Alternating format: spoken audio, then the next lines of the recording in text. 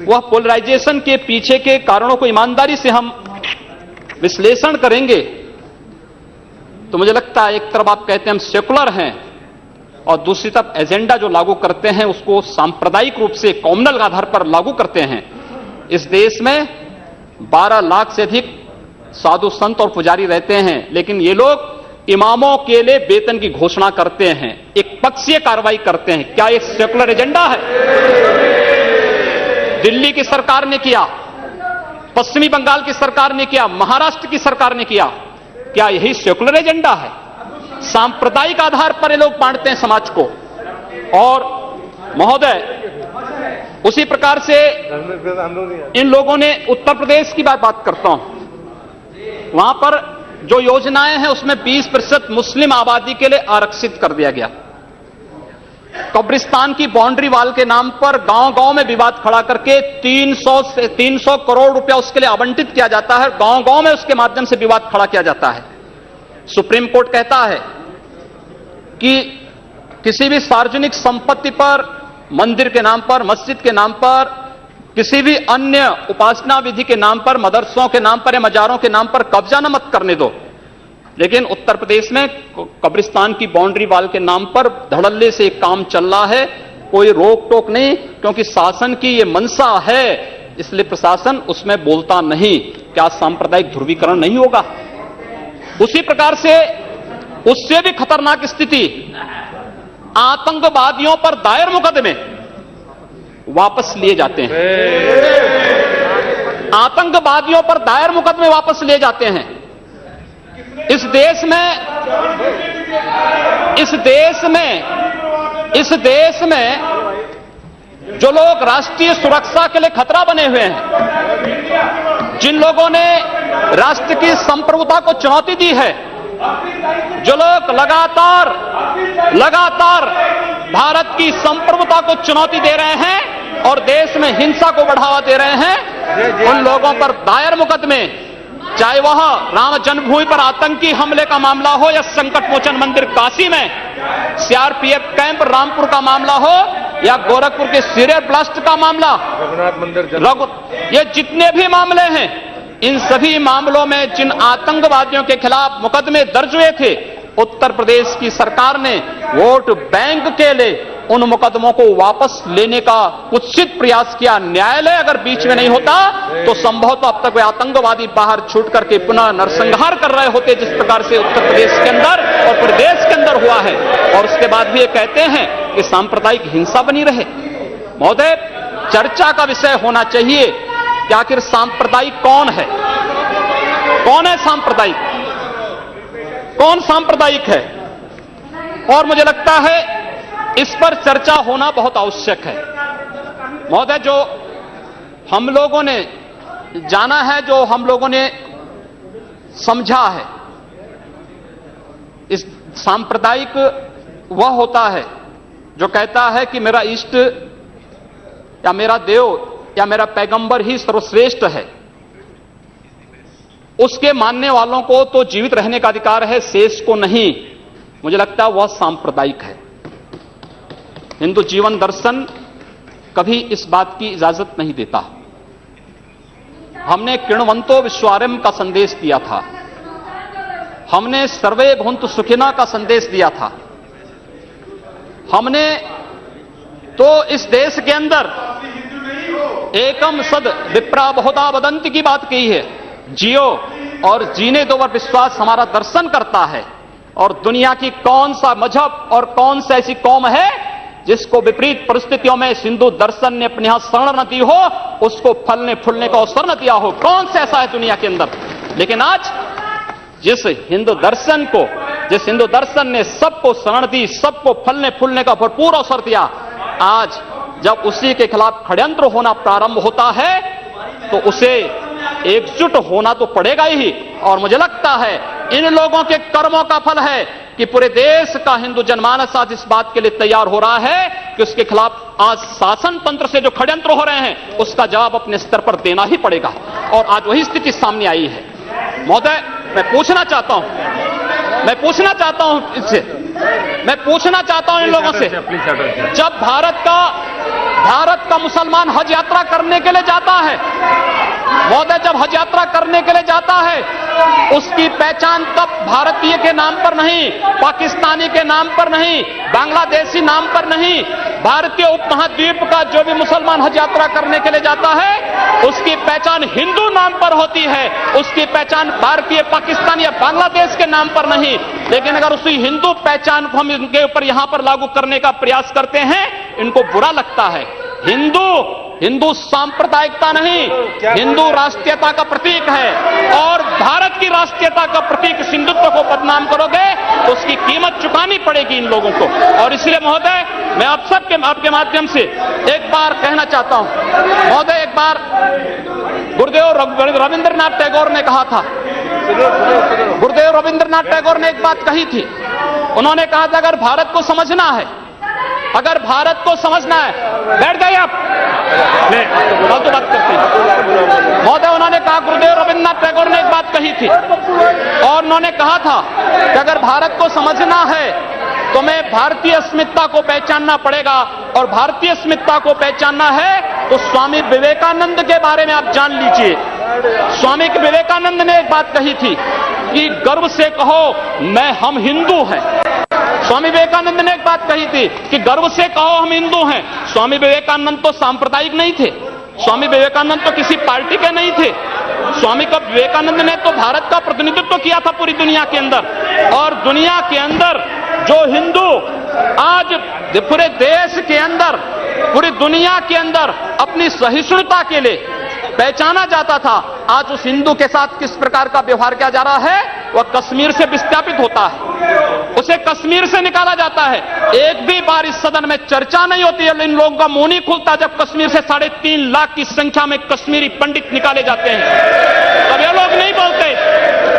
पिछले 2012 में असम के अंदर 3 महीनों तक बोडो जनजाति के लोगों को मारा जाता रहा, कोई नहीं बोला। महोदय,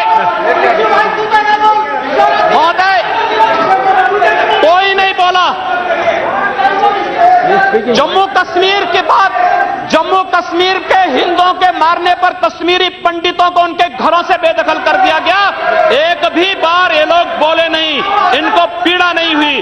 दुनिया के अंदर ये अपने आप में बिरला उदाहरण था जहां पर अपने ही देश में अपने ही जानने वाले लोग विस्थापित होकर के खाना बदोश की जिंदगी जी रहे हैं। उस शर्मनाक घटना की निंदा एक भी बार इन लोगों ने नहीं की। मुंबई के दंगों पर ये लोग मौन रहे, जमशेदपुर और भागलपुर के दंगे कांग्रेस के समय हुए थे, एक भी बार इन लोगों ने उस पर चिंता व्यक्त नहीं की। और तो और 1984 में इस देश के अंदर जिन सिख गुरुओं का योगदान इस देश को बचाने और इस देश की धर्म और संस्कृति और इस देश के समाज को बचाने में बहुत महत्वपूर्ण थी, उन सिखों के कत्लेआम पर भी इनको शर्म महसूस नहीं होती है। और आज लोग इस देश के अंदर बात करते हैं सांप्रदायिक सौहार्द की, इनका पूरा चेहरा सांप्रदायिक हिंसा से रंगा हुआ है, सांप्रदायिक एजेंडे से रंगा हुआ है। और इसीलिए बंधु महोदय, इस देश के अंदर असम में क्या हो रहा है, बांग्लादेशी घुसपैठिए इन लोगों के अपने हो गए, और इस देश में लाखों वर्षों से रहने वाला समुदाय पराया हो गया। इस देश के अंदर महोदय, असम में बांग्लादेशी घुसपैठियों के कारण Kokrajhar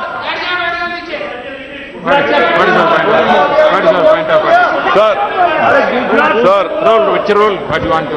Under Rule 376, sir, the honourable member, while giving statement in his speech, he mentioned about communal rights. I request you that 2011 he has given a figures. Those are wrong figures. No, he has completely forgotten 10 to 2013. No. My question was there, sir. You cannot give wrong figures.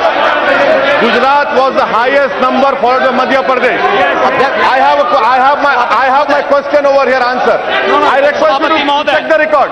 Please. Sir, Please take it. Please. Say. No. Please.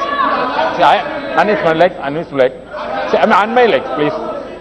See, the member is speaking and giving some figures. You are disputing that figures. No. In your speech you can say. There is no ruling. There are not out of. During your speech you can speak. You reply that. During your speech you can counter it. Not when your term comes. You at that time can dispute it. You continue. You can nothing will counter it. उपाध्यक्ष महोदय, सच्चाई कड़वी होती है और कड़वी सच्चाई ये लोग स्वीकार करने को तैयार नहीं, क्योंकि लोग उस बीमारी से स्वयं त्रस्त हो चुके हैं जो बीमारी इन्होंने पूरे देश को दी है, और इसीलिए ये लोग उस सच्चाई को स्वीकार नहीं कर सकते। कश्मीरी पंडितों के निष्कासन पर और कश्मीर पे हुए अत्याचार पर ये लोग मौन थे। मैं 2011-12 में असम के अंदर देख रहा था, 3 महीनों तक लगातार दंगे होते रहे, इन लोगों ने एक भी बार सदन में चर्चा नहीं कराई। असम जलता रहा, और तो और कांग्रेस के लोग एक बार तो असम के ही मुख्यमंत्री को कटघरे में खड़ा कर दिया कि इन्होंने बोडो लोगों के बारे में कैसे बोल दिया। अरे बोडो वहां का नागरिक है, उसके बारे में नहीं बोलेंगे, किसके बारे में बोलेंगे? लेकिन ये लोग बांग्लादेशियों घुसपैठियों की वकालत करते हैं, और बांग्लादेशी घुसपैठियों की वकालत करते हुए इन लोगों ने पूरे बांग्लादेश, पूरे पूर्वोत्तर के भारत का जो समीकरण बदला है। महोदय, असम के अंदर आज कोकराझार, धुबरी, चिरांग और बरबेटा जिले जो हिंसा की सर्वाधिक चपेट में हैं, वे सर्वाधिक चपेट में जो जिले हैं वे इसलिए हैं क्योंकि बांग्लादेशी घुसपैठी वहां पर आकर के जमीनों पर कब्जा किए हैं। इन लोगों ने वर्क परमिट के साथ साथ उनके राशन कार्ड बनाए हैं, और बेश्रमी के साथ, देश के साथ खिलवाड़ उन्होंने वहां पर उनके माध्यम से करवाया है।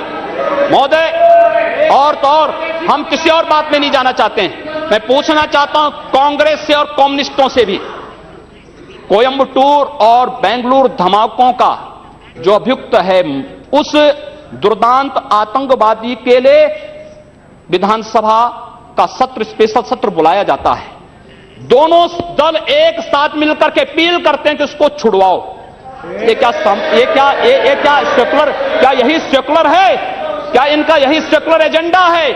क्या यही इस देश में यही सेकुलरिज्म है? और इस देश के अंदर महोदय, इस देश के अंदर क्या हुआ था हम भूले नहीं। महोदय, 11 अगस्त 2012 को मुंबई के आजाद मैदान में जो कुछ हुआ, महोदय, आजाद मैदान की घटना क्या थी? आजाद मैदान में रोयांग मुस्लिम जो बर्मा में थे, उनके बीच में और वहां के बौद्धों के बीच में वहां पर हिंसा हुई, दंगे हुए। ये मामला म्यांमार का है, भारत का नहीं। लेकिन म्यांमार की घटना में दंगा कहां होता है? आजाद मैदान मुंबई में। ये लोग मौन रहते हैं, वहां शहीद स्मारक तोड़ा जाता है, पुलिस के जवानों को मारा जाता है, मीडिया कर्मियों को मारा जाता है। उनके साथ साथ पुणे में दंगे हुए, उनके साथ उत्तर प्रदेश के अंदर बरेली में, लखनऊ में, कानपुर में, इलाहाबाद में दंगे हुए। ये लोग मौन रहे, इन लोगों ने कभी उस पर आवाज नहीं लगाई, ये लोग मौन रहे उस घटना पर। ये वही लोग हैं जो आजाद मैदान की घटना पर मौन थे, और बाबा रामदेव पे, उन सत्याग्रहियों पर ये लोग रामला मैदान पे लाठी चार्ज करके बेशर्मी के साथ वंदे मातरम का गान करने वाले देशभक्तों पर लाठी चार्ज करते हैं। ये लोग देश के अंदर सांप्रदायिक हिंसा की बात करते हैं। सांप्रदायिक हिंसा किसने फैलाई है? कौन फैला रहा है इस देश के अंदर? कौन इस देश के अंदर सच्चर कमेटी के नाम पर समाज को बांटने का कार्य कर रहा है?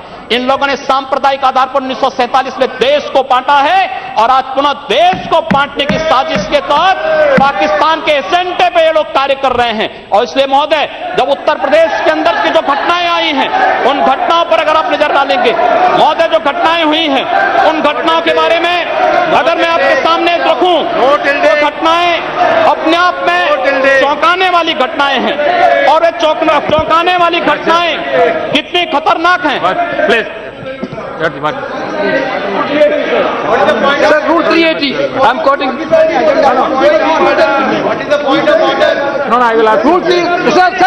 I am raising a point of order. While speaking, the member already made a defamatory statement.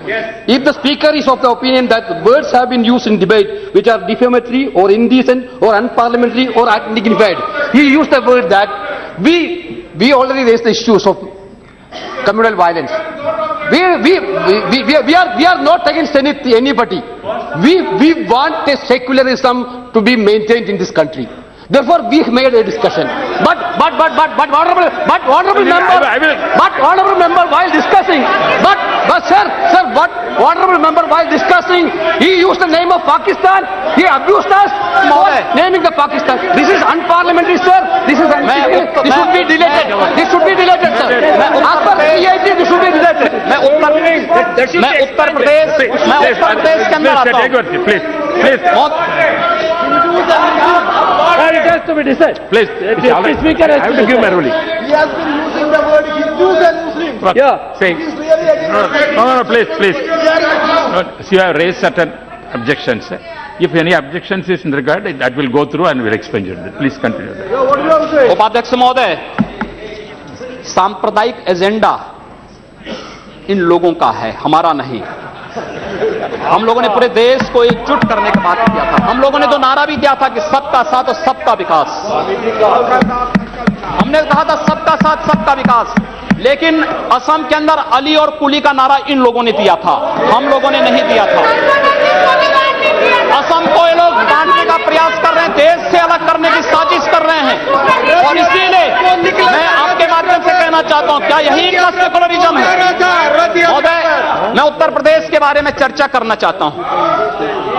Uttar Pradesh के अंदर 2012 में 118 घटनाएं घटित हुई, 2013 में 247 और मार्च से मई तक 65 घटनाएं घटित हो चुकी हैं. सहारनपुर का दंगा इसलिए हो जाता है क्योंकि हाई कोर्ट के आदेश पर सहारनपुर में एक गुरुद्वारे का निर्माण हो रहा था. अब न्यायालय के आदेश को प्रशासन नहीं मानेगा, उत्तर प्रदेश सरकार नहीं मानेगी. काठ में इसलिए वहां पर विवाद होता है क्योंकि उस गांव में 4 धर्मस्थल हैं, 3 मस्जिद, 1 मंदिर. मंदिर हिंदू समुदाय के द्वारा है. 3 मस्जिदों पर माइक रहेगा लेकिन मंदिर से माइक उतार दिया जाता है. क्या यही सेकुलर एजेंडा है इन लोगों का? यही सेकुलरिज्म है? क्या इसी को सेकुलरिज्म आप कहेंगे?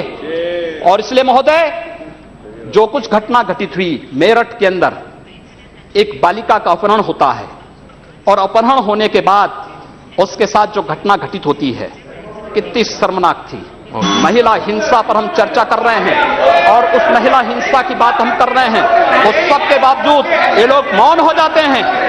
इन लोगों के मुंह से इनकी जुबान नहीं खुलती उस मामले में. न्याय का तराजू तभी चलेगा जब इस देश के अंदर समान रूप से कानून सबके लिए समान रूप से लागू होगा. कानून इस देश में मत संप्रदाय और मजहब के आधार पर लागू नहीं हो सकता.